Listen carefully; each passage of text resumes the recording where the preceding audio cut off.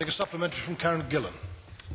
First Minister, what happened on Monday is having real implications for constituents in my constituency today. Many communities have no fuel, trains have been cancelled from Motherwell into Clydesdale, and motorways and trunk roads remain treacherous. Can I therefore ask you, First Minister, how are the tankers rolling out of Grangemouth being allocated to ensure that rural areas such as Clydesdale are reached? What is being done to give rail commuters a fair service rather than points being locked to service the West Coast main line? And finally, would it not be better to take the decision to close a road for a period, clear it properly, give the grit a fighting chance and let people get about their communities safely and securely? First Minister.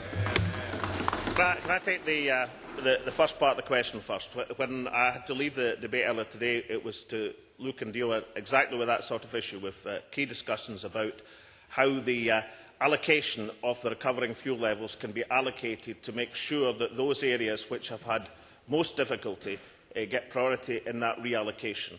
Now, we are in a recovering situation, an improving situation. It still means that there are going to be pinch points in key areas, but that is an aspect which is being taken on board, and I will reflect that member's question in terms of appreciating that some areas in her constituency and elsewhere have had particular difficulties. Question 4, Christina McKelvey. Thanks very much, Presiding Officer. To ask the First Minister what impact a decision to lift the cap on tuition fees at English universities will have on Scottish higher education. First Minister. Well, substantial, of course. We hope that the vote taking place in Westminster Day does not see a major change in the way that England supports higher education, because, as we all know, if that change takes place to move the burden entirely onto the student, then the impact in terms of the impact and the consequentials will be very substantial in Scotland and face us with great challenges. We recognise that the situation in England affects Scottish higher education. However, that should not be allowed to dictate it. We will publish the Green Paper later this month, which will set out the range of options for the future of the higher education sector in Scotland, and as part of this process we will have to consider how best to respond by the pressure, any pressure created by a misguided move in England to hugely increase tuition fees. Christina McKelvey. Can I thank the First Minister for that answer, and will he confirm for us once again that there will be no imposition of tuition fees on Scottish students under an SNP government?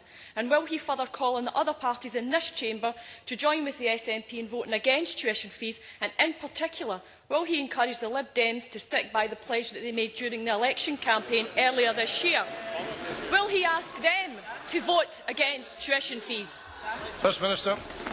Well, I am prepared to issue that rallying call to the Liberal Democrat group at Westminster to vote against tuition fees. The Scottish National Party will be voting against on the perfectly legitimate grounds that that vote today can affect Scottish higher education. But I think there is some hope, because this was passed to me, this newspaper was passed to me just a few days ago, delivered in Edinburgh. And here is the former student leader, Liberal candidate Alec Cole-Hamilton, holding up a banner saying no to tuition fees.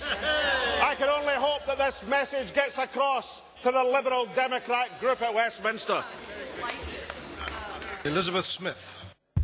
Will the First Minister acknowledge that the real issue at stake in the future, irrespective of today's result at Westminster, is one of the increased funding gap between Scottish universities and those south of the border, and whether his government will provide a more sustainable long-term future for Scottish universities, more sustainable than the proposals just announced by Labour and Plaid Cymru in Wales? First Minister. Well, can I say as gently as possible to the member that she puts her finger on exactly why we are bringing forward the Green Paper to find a distinctively Scottish approach to this issue. But the other part is she has to remember that the pressure, the immediate pressure on the funding in Scotland is exactly because of the course down which her party has chosen to go, along with the Liberal Democrats, which will substantially cut the funds available for Scottish higher education. So, in joining to seek a solution, I hope at some point she remembers the cause of the problem. Question 5, Lewis MacDonald. First Minister, in light of its decision to close Sustainable Development Commission Scotland, where the Scottish Government will seek independent advice on energy use in the public sector. First Minister. Well, as the member will be aware, the Scottish Government provides funding to a number of organisations to provide independent advice to the Scottish Government, the wider public sector and individuals on energy consumption. It is true the Westminster Government, which provided the majority funding to the Sustainable Development Commission, has withdrawn that funding. However, the Scottish Government will continue to draw on independent advice and guidance on sustainability and energy use for a number of bodies. This year, the Scottish Government has provided £5.5 million funding to the Carbon Trust, £4.5 million to Energy Savings Trust for their work on energy use. And through the Carbon Trust Carbon Management Programme, our Scottish public bodies saved over 350,000 tonnes of carbon dioxide and over £35 million in energy costs between 2005 and 2009. Mr MacDonald. Is the First Minister aware of last week's announcement of the merger of Sustainable Development Commission Wales with Cwnal Cymru in order to maintain independent advice and scrutiny of Welsh Government actions? Did ministers consider taking a similar approach to SDC Scotland? And if they did consider that, why did they choose to abolish it instead? First Minister. Well, if we had established a new Scottish Sustainable Development Commission, it would have meant establishing a new NDPB in Scotland, which would have resulted in significant costs. But the Scottish Government, and I made this point in the first answer, does provide substantial funding to bodies like the Carbon Trust, Energy Savings Trust, the Central Energy Efficiency Fund, which do provide substantial and independent guidance on energy savings. And of course, the scrutiny of the Scottish Government is also done by bodies like the Audit Commission. So the scrutiny and the support is there. We would have rather that the United Kingdom Government had not withdrawn the funding. But given the circumstances we face, then we think it's better to invest in the bodies that we have to provide that independent advice, given a successful track record. Question 6, Bill Aiken. To ask the First Minister what discussions the Scottish Government has had with the Scottish Prison Service regarding additional entertainment for prisoners over the festive period. First Minister. None, sir. Bill Aiken. Well, can I suggest that he perhaps have some discussion?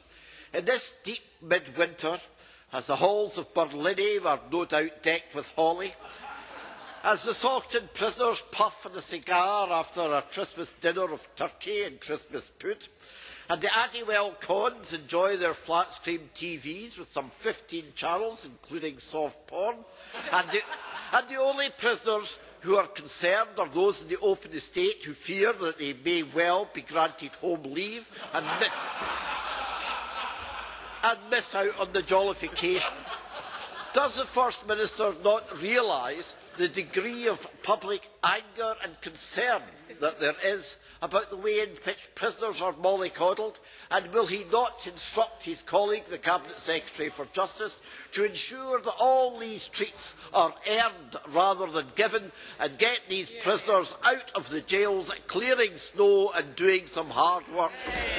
First Minister. Well, in terms of the Scottish Prison Service, entertainment in the prison service is very much a privilege and earned at the discretion of the governors of the prison.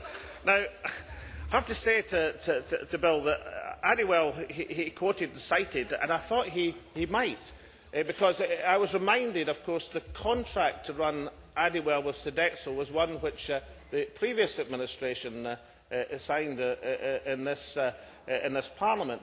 But also I was reminded that they have 3 prisons south of the border that they also run. So I did a wee bit of checking, and I found out they have exactly the same policy in England as they have in Scotland. So, in addition, I shall send his excellent question to Kenneth Clark. And I'll make it clear once again that in this Parliament you've been regaling against a soft-touch England. Robert Brown. Thank you very much, Presiding Officer. Would the First Minister perhaps accept the real question is not so much Christmas bonuses and Christmas treats, but the lack of adequate provision for skills training and work opportunities in prisons? And would the First Minister agree that the Scottish Prison Service should be giving offenders worthwhile activities to stop idleness in jail and to give them useful skills which will actually assist their attempts to stop reoffending after prison? First Minister. Well, as Robert Brown well knows, that our policy, and I think his policy, is to end short prison sentences which we believe don't do anything in rehabilitation, don't do anything to stop reoffending. And of course, one of the other advantages, as he also knows, that in community service winter emergency figures tell us, we know that 14,566 hours have been carried out in snow clearing and other useful activities by those on community service. So I know that Robert Brown and myself can unite in sense of saying that this is another reason why community service orders are a much superior alternative to short prison sentences. Can I remind members that we are now moving to members' business, so I would ask those leaving the chamber to do so quietly and quickly. That concludes questions to the First Minister.